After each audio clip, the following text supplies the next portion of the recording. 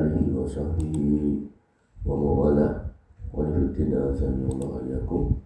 Alhamdulillah, puji syukur kita aturkan kehadirat Allah Subhanahu wa Ta'ala Rabbul Izzati wal Jalalah yang masih memberikan nikmat kepada kita, nikmat iman, nikmat Islam, bangun dalam kondisi sehat, sehingga kita harus berjuang lagi untuk melanjutkan perjalanan hidup kita, yaitu mengabdi kepada Allah Subhanahu wa Ta'ala sampai Allah menjemput kita di atas keimanan yang lurus. Qanifidin azan ya Allah wa iyyakum. Kita berganti kitab masih dalam tema bulan Muharram, yaitu kitab bimbingan Islam seputar bulan Muharram yang ditulis oleh Yayasan Bimbingan Islam yang daftar pustakanya enggak banyak. Maka kita masuk di kumpulan faedah ringkas seputar bulan Muharram dan hari Asyura, di mana ini adalah terjemahan atau kumpulan ringkasan yang ditulis oleh Syekh Muhammad Shalih Al-Munajjid hafizahullah. Beliau masih hidup dan yang saya tahu beliau adalah murid dari Syekh Shalih Al-Utsaimin rahimahullah, seorang ulama besar pada zamannya yang Allah karuniakan keluasan ilmu. Langsung saja ya. Yang pertama, keutamaan dari bulan Muharram, yaitu bulan pertama pada penanggalan Hijriah ya. Jadi kalau di Masehi itu ada Januari, maka ini Muharram. Bulan Haram atau suci terbagi menjadi 4, yaitu Muharram, Rajab, Dzulqa'dah, Dzulhijjah. Allah Subhanahu wa Ta'ala berfirman, sesungguhnya bilangan bulan pada sisi Allah adalah 12 bulan dalam ketetapan Allah di waktu Dia menciptakan langit dan bumi, di antaranya 4 bulan haram.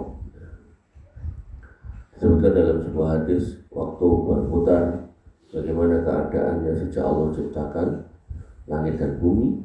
1 tahun itu ada 12 bulan, di antaranya 4 bulan haram ya. Haram di sini suci. Haram apa? Haram dalam hal bermaksiat, haram untuk berperang. 3 bulannya berturut-turut, yaitu Dzulqa'dah, Dzulhijjah, Muharram. 1 lagi adalah Rajab Mudhar yang terletak antara Jumadil Akhir dan Sya'ban. Kemudian keutamaan yang kedua, Nabi SAW menamainya dengan Syahrullah, bulan Allah. Penyadarannya kepada Allah merupakan penyadaran yang agung. Ibnu Rajab Al-Hambali rahimahullah mengatakan, demikian itu menunjukkan mulia dan agungnya bulan tersebut, dan Allah tidaklah menyadarkan sesuatu kepada dirinya kecuali sesuatu tadi terhitung makhluk pilihannya ya. Jadi misal kayak Allah mengatakan wadduha walaili wan najmi wasyamsi ya, maka penyadaran dilakukan kepada makhluknya. Allah bersumpah menggunakan nama makhluknya, itu boleh, dan itu menunjukkan besarnya makhluknya.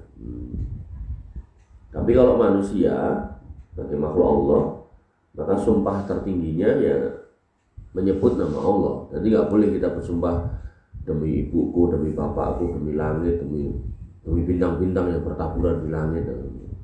Jangan nama-nama kadang sosok karpe piye, malah dia salah, dan itu bisa masuk dalam kategori kesyirikannya. Maka pentingnya menyadarkan diri pada Allah Subhanahu wa Ta'ala untuk makhluk, tapi kemudian ketika Allah memilih untuk menyadarkan diri pada makhluknya, maka itu menunjukkan kebesaran makhluknya. Sehingga ketika disebut Syahrullah gitu, ini bukan sumpah, tapi di sini Allah menyadarkan bulan itu kepada dirinya gitu. Bagaimana disebutkan Nabi SAW, maka ini menunjukkan sesuatu itu adalah yang agung, itu bukan main-main. Kayak orang sekarang tuh ngomong kayak boloku, bolone masih, gitu. Ada bahasa-bahasa gitu kan. Nah itu menunjukkan bahwasanya ada kedekatan, gitu. Ada posisi yang utama ya. Atau kalau manten anyar, dia adalah belahan jiwaku yang sudah kutemukan. Bu, masih kawan kalimat apa? Seperti penyandaran Nabi Muhammad SAW, Ibrahim alaihissalam, Ishak alaihissalam, dan Yakub alaihissalam, dan para nabi selainnya sebagai hamba Allah. Jadi para nabi itu disandarkan kepada Allah sebagai sebutannya sebagai hamba Allah. Berarti ini orang utama. Wa ana Abdullah wa Rasuluh. Suka ada kata-kata gitu. Dan misalnya juga bait dan nakot, baitullah, nakotullah, baitullah Ka'bah, nakotullah itu untanya Nabi Sholih. Itu menunjukkan keutamaan binatang itu dan tempat itu, gitu ya. Yang ketiga, para ulama berpendapat bahwa Muharram merupakan bulan yang paling mulia. Ini pendapat Imam Al-Hasan Al-Basri. Bagaimana perkataan beliau, bulan haram atau suci. Mas, tolong diulangi mas, siapa ya? Bulan haram adalah bulan suci yang paling utama adalah bulan Allah Muharram. Beliau juga mengatakan, sesungguhnya Allah telah membuka awal tahun dengan bulan haram dan menjadikan akhir tahun dengan bulan haram.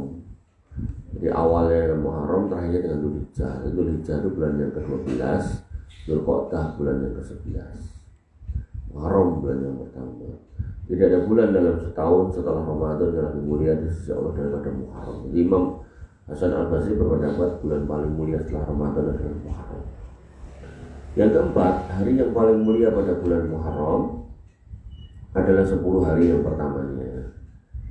Abu Usman An-Nahdi kalau mengatakan mereka para ulama sangat mengagungkan 10 hari yang 3, yaitu 10 akhir Ramadan, karena di dalam akhir Ramadan ini ada Lailatul Qadar, 10 awal Dzulhijjah karena di 10 awal Dzulhijjah ini ada hari Arafah, dan 10 awal Muharram. Nah kalau di akhir Ramadan ini utama pas malamnya, di Dzulhijjah utama pas siangnya, di Muharram utama semuanya. Wallahu ta'ala. Kemudian yang kelima, silakan pertanyaannya, kalau ada pertanyaan dikirim. Ya.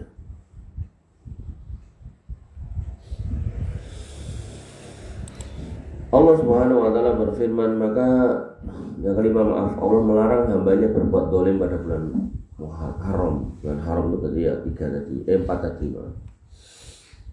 Termasuk bulan Muharram. Allah Ta'ala berfirman, wala tadlimu anfusakum fihinna abada. Dan jangan kamu menzalimi dirimu dalam bulan itu. Pada bulan tersebut larangan untuk melakukan perbuatan haram lebih ditekankan daripada bulan yang lainnya karena mulianya bulan tersebut. Jadi gini, jangan sampai kita berpikiran ketika kita dilarang berbuat aniaya, berbuat dosa di bulan haram atau bulan Ramadan, itu terus kita punya pendapat berarti ini bulan lain boleh. Enggak ya. Jadi di bulan lain, kalau di bulan haram kalau kita nggak boleh berbohong atau menipu atau berjudi, maka di bulan lain ya sama gitu loh. Cuman bedanya ya kan, perbuatan dosa di bulan haram itu kadarnya lebih gede daripada di bulan lain. Kalau jumlah dosanya itu enggak ditambahi, tapi kualitas dosanya gitu loh. Jadi Allah sudah menetapkan kalau orang itu berbuat baik akan dibalas kebaikan 10 kali lipat sampai 700 kali lipat. Dan Allah juga sudah berketetapan kalau orang berbuat jelek akan dibalas 1 kali gitu kan. Dosanya tidak dikalikan. Tapi ya toh, satunya ini digedek gitu loh. Jadi cara bal nek hari-hari biasa iki bal kasti misal gitu, tapi nek hari-hari haram atau Ramadan itu bal yang gede, balon gede itu ya. Paham ya? Jadi dosanya itu enggak nambah jumlahnya, tapi kualitasnya itu jadi besar gitu loh. Ya ini yang harus difahami. Sehingga ketika kita memperbesar ukuran dosa itu, maka ya nanti kalau dihisab ya akan memberatkan hisab kita di sisi amal yang jelek, bukan kemudian malah ngentengkan kita. Berkata Qatadah rahimahullah, sesungguhnya berbuat zalim pada bulan-bulan haram lebih besar kesalahan dan dosanya daripada berbuat zalim di selain bulan tersebut. Meskipun berbuat zalim pada setiap keadaan bernilai besar, tapi Allah membesarkan segala urusannya sesuai dengan apa yang dikehendakinya. Kemudian yang keenam, disunahkan memperbanyak puasa bulan Muharram. Rasulullah SAW bersabda, seutama-utama puasa setelah Ramadan ialah puasa Muharram, dan seutama-utama sholat setelah sholat fardu adalah sholat malam. Berkata Ibnu Rajab rahimahullah, hadis tersebut dengan jelas menyebutkan bahwa puasa sunnah paling afdal setelah puasa Ramadan adalah puasa di bulan Muharram.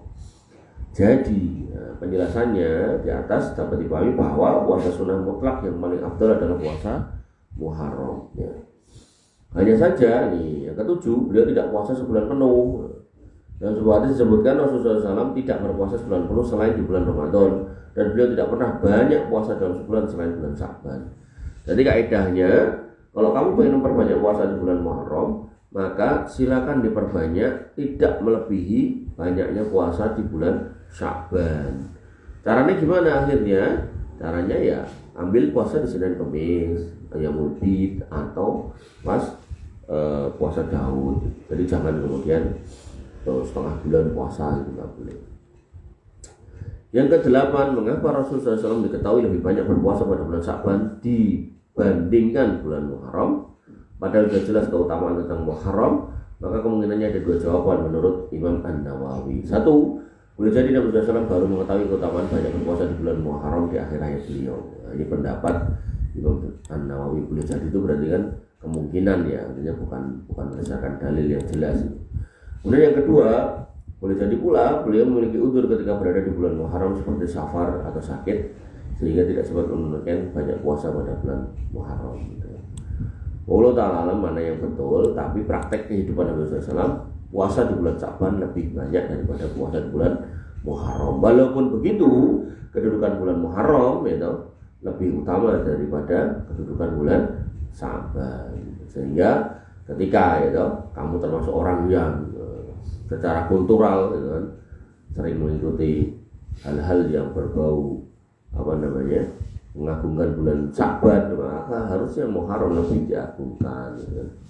Karena ada tahu misal kamu ke kampungmu ada acara ini acara itu, ya sebenarnya itu kalau ditelusur ya nggak ada dalilnya gitu, atau kalau ada ya dhaif, tapi ya karena udah secara kultural itu ini dilakoni gitu, seolah-olah bulan Sya'ban itu bulan yang paling mulia, dan ternyata setelah Ramadan bulan yang paling mulia itu adalah Muharram. Artinya ya utama malah dilakukan di bulan Muharram. Kemudian yang ke-9, Asyura merupakan hari ke-10 dari bulan Muharram. Sebagaimana disepakati oleh para ulama, hal tersebut nampak pada dohir hadis serta sesuai lafadznya yang mutlak dan sudah masuk di kalangan ahli bahasa. Jadi Asyura, kalau ada kata Asyura, ini maksudnya tanggal 10 bulan Muharram. Makanya orang Jawa ngambil suronya ini, suro. Asli apa? Suro. Kemudian Asyura merupakan nama Islami dan tidak pernah dikenal pada masa jahiliyah. Maka Asyura itu adalah penamaan dari Nabi SAW, maka kita pakai.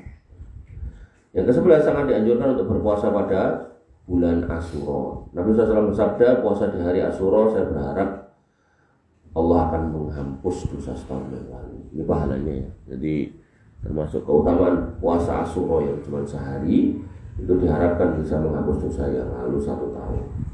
Dan dosa yang dihapus adalah dosa-dosa kecil. Imam Nawawi berkata, apabila terdapat dosa-dosa kecil saya akan dihapus, dan apabila tidak ditemukan dosa kecil maupun dosa besar maka ditulis baginya kebaikan serta diangkat derajatnya. Apabila yang didapati dosa besar maka semoga diringankan dari dosa besar tersebut. Jadi gampangnya kalau itu dosa kecil dihapus, kalau nggak ada yang kecil nggak ada yang besar, tapi ini ya jarang, mana ada manusia nggak punya dosa, maka akan ditambahkan pahala dan ditinggikan derajat. Kalau dia punya dosa besar, semoga Allah kecilkan ukuran dosanya. Gitu. Ya, jadi ini pendapat Imam An-Nawawi. Yang ke-12, disunahkan mengajak keluarga berpuasa Asyura. Selayaknya seorang Muslim untuk mengajak keluarga dan anaknya untuk bangun sahur dan berpuasa Asyura. Berkata Rubayyi binti Muawwad radhiyallahu anha tentang puasa Asyura, yaitu bahwasanya dulu puasa Asyura itu sebelum adanya Ramadan itu diwajibkan. Terus beliau berkata, dahulu kami berpuasa bersama anak-anak kami dan kami buat mainan untuk mereka dari bulu. Bulu di sini ya maksudnya kayak loh, ini cuket-cuket itu loh, enek kayak kembangnya kayak semabur kayak bulu gitu. Nah, dibikinkan mainan dari situ. Apabila mereka mulai menangis karena lapar, maka kami berikan mainan tersebut sampai tiba waktu berbuka. Jadi kalau wong bulu itu tidak ada latihan puasa beduk. Jadi anaknya langsung digas puasa dino. Anaknya nangis kayak dolanan kon turu, nangis kayak dolanan kon turu. Yang ke-14, disunahkan untuk berpuasa di hari ke-9 dan ke-10. Tujuannya untuk menyelisih orang Yahudi.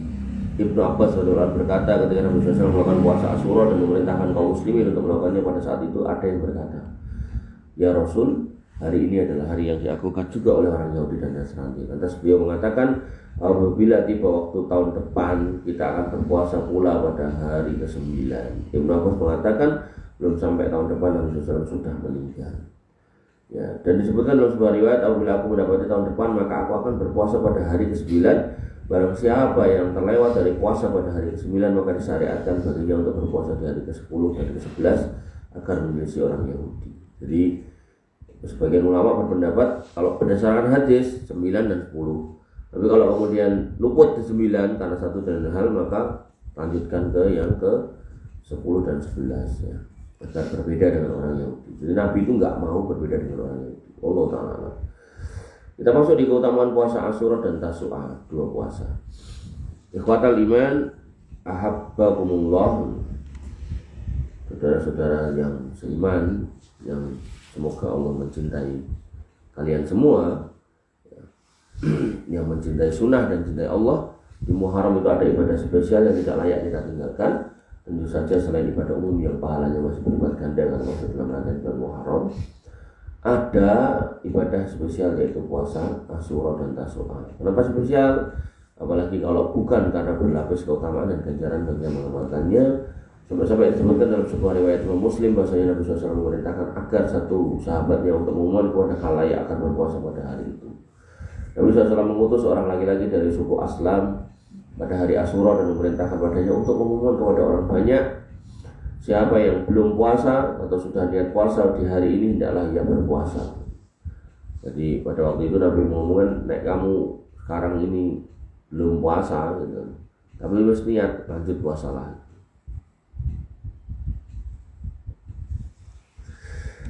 Siapa yang telah makan, artinya tadi pagi, tadi malam makan, tapi belum niat puasa, maka hendaklah menyempurnakan puasanya hingga tiba malam lagi. Jadi nek gampangane kamu nek tadi gak sahur, ning urung mangan juga gitu kan, maka lanjut puasa. Nek kowe wis sahur ning urung niat, poso. Jadi di siang hari atau di pagi hari Nabi mengatakan kamu yang intinya yang belum makan, ya baik tadi sahur atau enggak, puasalah. Imam An-Nawawi kemudian menjelaskan tentang kisah di atas. Barang siapa yang telah berniat puasa adalah yang menyempurnakan puasanya, dan barang siapa yang belum berniat puasa tak belum makan di hari itu, maka adalah menahan puasa di sisa hari tersebut untuk menghormati hari Asyura. Ya, jadi bahkan orang-orang yang sudah makan tapi nggak niat puasa itu suruh lanjutin. Ya. Jadi walaupun kamu nggak dihitung puasa tapi lanjutin. Itulah sebabnya mengapa Ibnu Abbas radhiyallahu anhu menyampaikan kepada kita betapa spesialnya bulan Asyura di mata Nabi SAW. Yaitu dengan sebuah perkataan, tidak pernah aku melihat Nabi SAW sengaja berpuasa pada suatu hari yang beliau spesialkan dibanding hari-hari lain kecuali hari Asyura dan bulan ini, yaitu bulan Ramadan. Adapun puasa Tasu'a telah dijelaskan sebelumnya, bagaimana Nabi SAW meniatkan untuk puasa ini di tahun yang akan datang sebelum akhirnya beliau diwafatkan oleh Allah Subhanahu Wa Taala. Beliau bersabda, pada tahun depan insya Allah kita akan berpuasa pada hari yang ke-9, yaitu di bulan Muharram, yaitu puasa Tasu'a. Dan ternyata tahun depan itu pun tak kunjung tiba hingga Nabi SAW wafat. Karenanya dalam fatwa Islam ya, dikatakan Imam Syafi'i beserta pengikutnya dari mazhab Syafi'iyah, ya, begitu pula Imam Ahmad, Ishaq bin Rahuyah dan ulama lainnya mengatakan dianjurkan puasa hari 9 dan 10 tanpa terkecuali karena Nabi SAW telah melaksanakan puasa di tanggal 10 dan beliau telah meniatkan puasa pada 9 Muharram. Watal iman, habbakumullah, saudara-saudaraku sekalian yang mencintai sunnah dan cintai oleh Allah, sesungguhnya telah banyak tulisan dari guru-guru kita, ustaz-ustaz kita tentang keutamaan puasa Asyura maupun Tasu'a. Maka dalam tulisan singkat ini izinkan kami untuk sedikit membahas keutamaannya dari beberapa sisi. Yang pertama, dari sisi ganjaran dan balasan, ya, menghapus dosa 1 tahun yang lalu dan lapisan pahala berlipat dari amal soleh di bulan haram. Dalilnya adalah hadis Qatadah radhiyallahu anhu, Nabi SAW bersabda, adapun puasa di hari Asyura aku berharap kepada Allah agar puasa tersebut bisa menghapus dosa setahun sebelumnya. Apakah menghapus segala dosa? Jawabannya tidak menurut jumhur ulama. Ganjaran dari puasa Asyura ini hanya menghapus dosa kecil, karena dosa besar hanya bisa dihapus dengan bertaubat yang sebenarnya taubat. Syaikhul Islam Ibnu Taimiyah rahimahullah mengatakan gugurnya dosa karena bersuci, ya, sholat, puasa Ramadan, puasa Arafah, Asyura hanya untuk dosa kecil. Jadi kalau kamu baca amalan ini menghapus dosa, amalan ini menghapus dosa, itu dosa kecil menurut Ibnu Taimiyah. Juga dalam puasa bulan Muharram, dari hadis Abu Hurairah radhiyallahu anhu, puasa yang paling utama setelah Ramadan adalah puasa pada bulan Al-Muharram, bulan Allah Al-Muharram. Ibnu Katsir menukil perkataan Ibnu Abbas tentang penjelasan amal soleh di bulan haram secara umum, termasuk di dalamnya bulan Muharram. Kemudian Allah mengkhususkan 4 bulan sebagai bulan-bulan haram. Allah jadikan perbuatan dosa yang dilakukan di dalamnya lebih besar, begitu pula amal soleh dan ganjaran yang didapatkan juga lebih besar. Kemudian dari sisi sejarah, keistimewaan Asyura sejak zaman dulu, yakni Allah selamatkan Nabi Musa alaihissalam dan Bani Israel pada hari tersebut. Dalilnya hadis Ibnu Abbas radhiyallahu an, ketika Rasulullah SAW belum lama tiba di Madinah, didapati orang-orang Yahudi berpuasa pada hari Asyura. Lalu mereka pun ditanya, kenapa kalian pada puasa? Kemudian mereka menjawab, hari ini adalah hari kemenangan Musa dan Bani Israel atas Fir'aun. Karena itu kami puasa pada hari ini untuk menghormati Musa. Maka Nabi SAW pun bersabda, sejatinya kami lebih pantas, lebih berhak untuk memuliakan Musa daripada kalian. Kenapa? Karena yang mengikuti jejak Nabi Musa, yaitu dalam hal ini beragama tauhid, yaitu umat Islam, bukan orang Yahudi. Kemudian dari sisi penyelisihan terhadap kaum Yahudi, telah kita nukilkan di atas tentang niat Nabi SAW untuk berpuasa di tanggal 9 bulan Muharram, dan sejatinya itu adalah salah satu bentuk ketegasan beliau SAW untuk menyelisih orang Yahudi yang hanya berpuasa di tanggal 10. Jadi Nabi itu sampai urusan puasa sunnah aja gak pengen sama dengan orang Yahudi.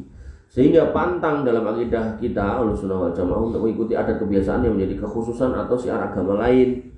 Nabi SAW bersabda, man tasabbaha biqaumin fahuwa minhum, siapa yang mengikuti satu kaum menyerupai, maka dia seperti mereka.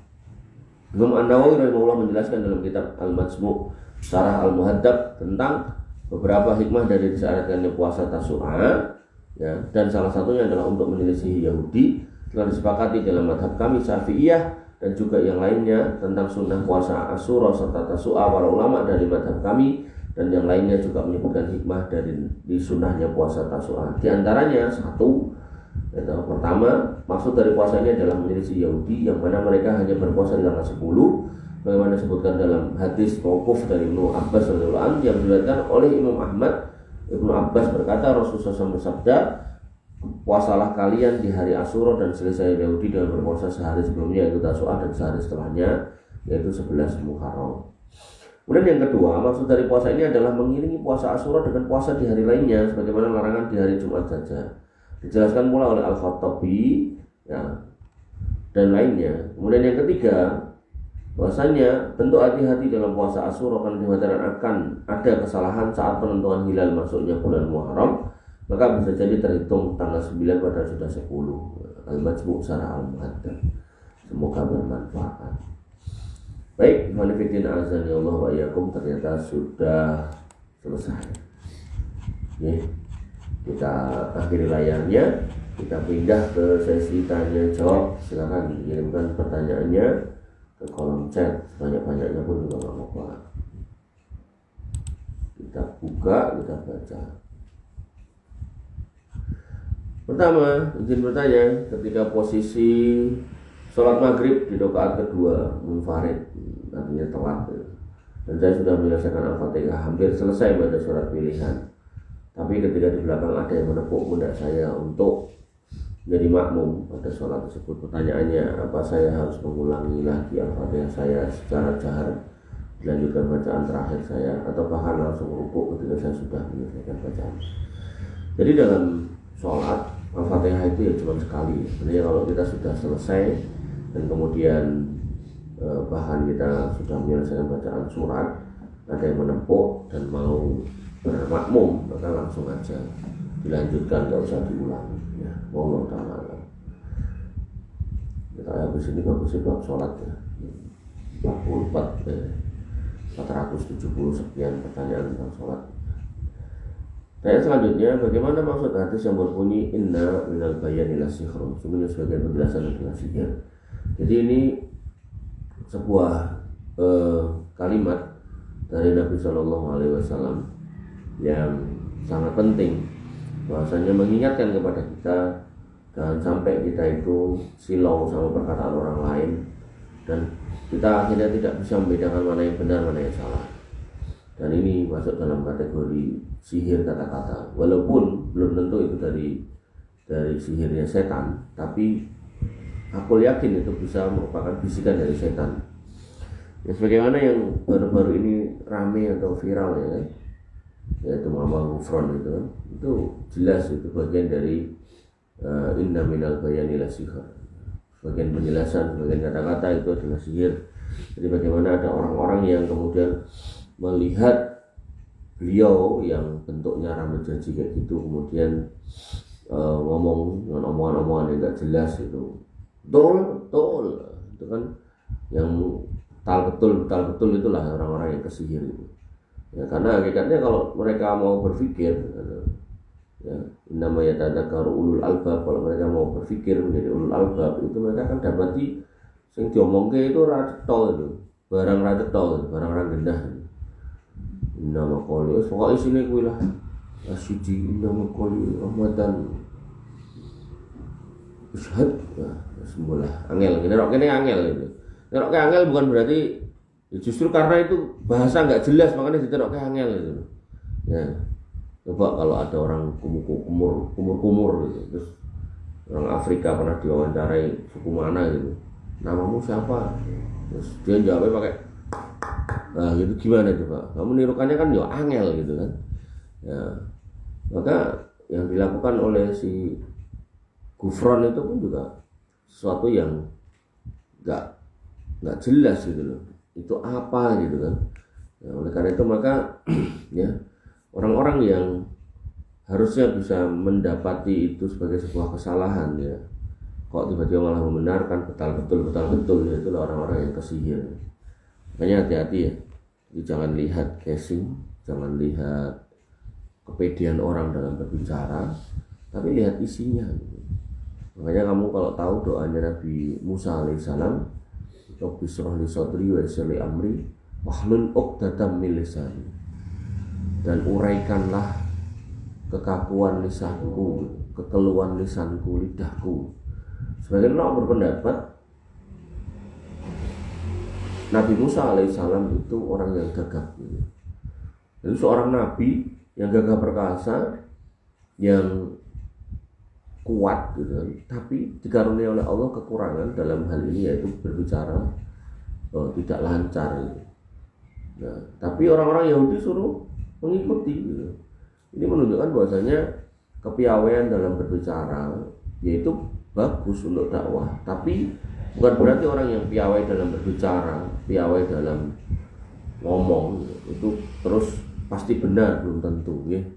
Seorang Nabi Musa alaihissalam pun orang yang dijamin kebenarannya karena memegang wahyu dari Allah Subhanahu wa taala dan beliau dipilih sebagai seorang nabi, maka pasti ya itu perkataan beliau pasti benar.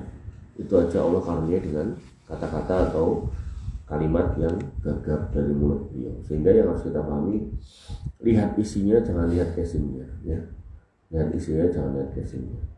Walaupun dalam case-case tertentu casing itu juga perlu. Maksudnya gini, saya secara pribadi kalau ada dua ustadz ya kan, yang satu jenggotnya dikerok, yang satu jenggotan ya kan, ustadz semua, mungkin lulusan yang sama dari kampus yang sama gitu kan, taruhlah misalnya Libya atau Saudi Arabia gitu kan, maka saya akan condong kepada yang mengamalkan sunnah daripada yang tidak ya.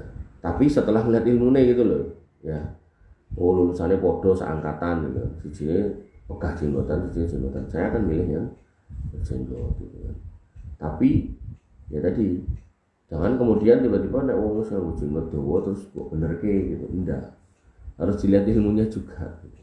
Ya. Allah taala. Dan selanjutnya setelah sholat kemudian berzikir, lanjut berdoa.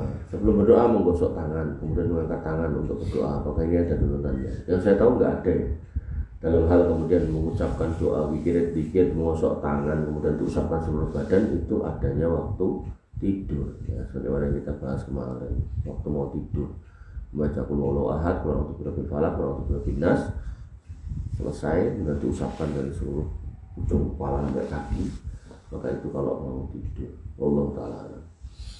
Kemudian pertanyaan selanjutnya, apakah ada larangan meniup makanan atau minuman yang masih panas biar cepat dingin? Ada ya. Jadi ada larangan khusus dari Nabi SAW untuk tidak meniup makanan. Nah, terus gimana caranya biar bisa makan? Maka Nabi mengajarkan dimulai dari yang dingin. Atau kalau memang diperlukan untuk bendang adem gitu kan, secara teori ya, itu bisa kamu cemplungi yang lain. Maksudnya gini, kalau kamu makan soto panas gitu kan, bendang adem cemplung warna tempe.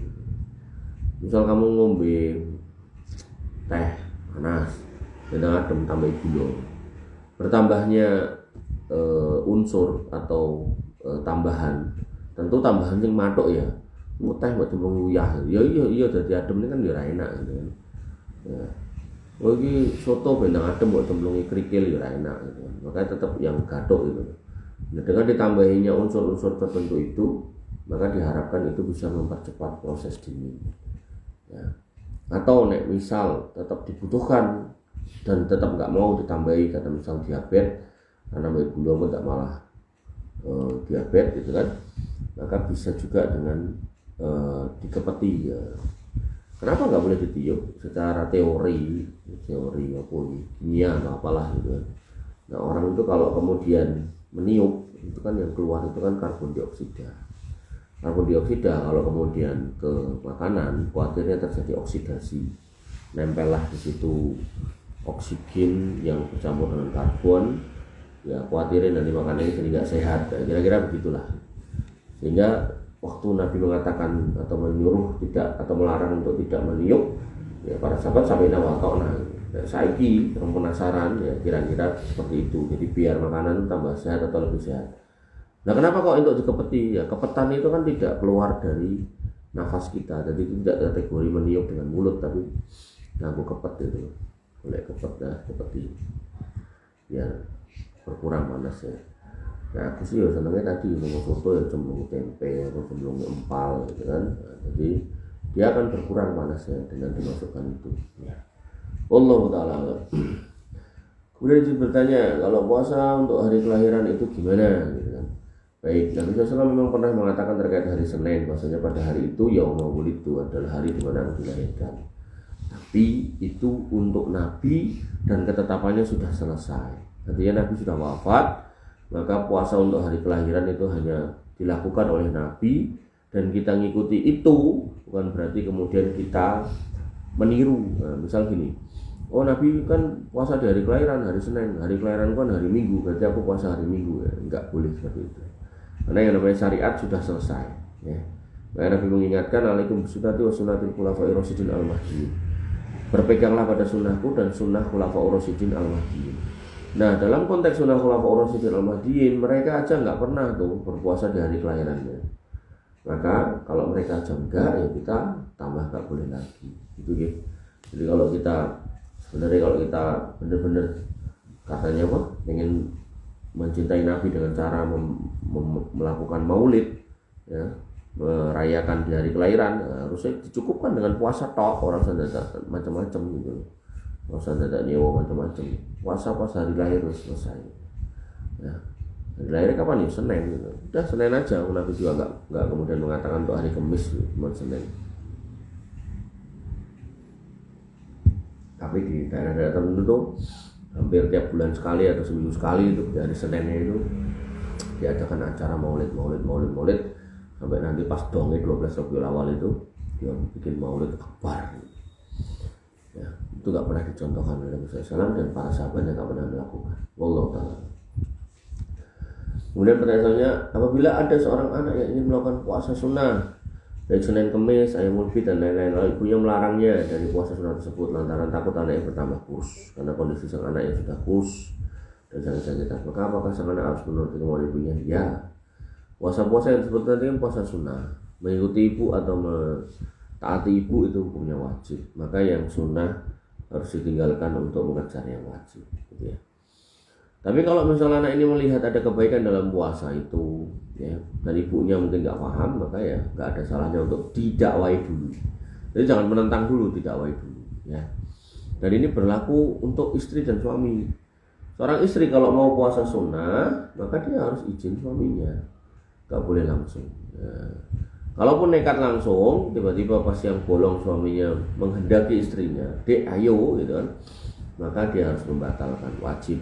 Kenapa? Karena memenuhi atau mengikuti atau mentaati perintah suami selama tidak bermaksiat hukumnya wajib, dan wajib ketemu dengan sunnah, maka sunnah ditinggalkan untuk mengerjakan yang wajib. Wallahu ta'ala.